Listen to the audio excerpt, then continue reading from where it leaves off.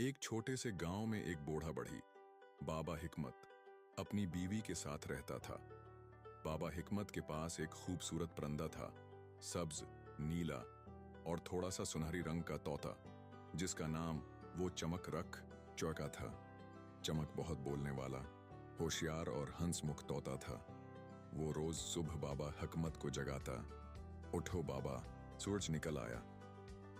बाबा हिकमत और चमक के दरमियान एक गहरी दोस्ती थी, लेकिन गांव वाले अक्सर कहते, बाबा, तुमने एक परिंदे को पिंजरे में कैद कर रखा है, ये जुल्म है। बाबा मुस्कुराकर जवाब देता, चमक खुश है, उसे कैद नहीं लगता। लेकिन एक दिन ऐसा वाकया हुआ कि सब कुछ बदल गया। एक छोटा लड़का हमजा, जो गांव में नया आया था, बाबा हिकमत के घर आया और चमक को देखा। वो हैरत से बोला, क्या ये बोल सकता है? बाबा ने हंसते हुए कहा, हाँ बेटा, चमक तो मेरा दोस्त है। कुछ लम्हों के लिए हुआ मैं मौलिक रहा और फिर एक बुलंद परवाज के साथ आसमान की तरफ उड़ गया। बाबा देर तक उसे देखता रहा, यहां तक कि वो नजर से ओझल हो गया।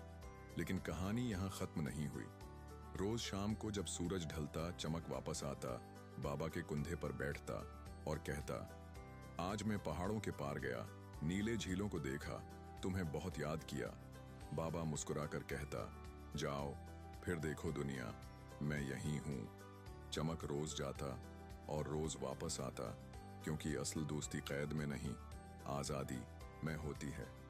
आखिर में वीडियो पैगाम, अगर आपको ये दिल को चुहो लेने वाली कहानी पसंद आई हो तो लाइक करें, कमेंट करें कि आपने क्या सीखा और सब्सक्राइब करना न भूलें, ताकि ऐसी मजीद खूबसूरत कहानियां आप तक पहुंचती रहें। शेयर करें उन लोगों के साथ जो दोस्ती और आज़ादी की कदर करते हैं।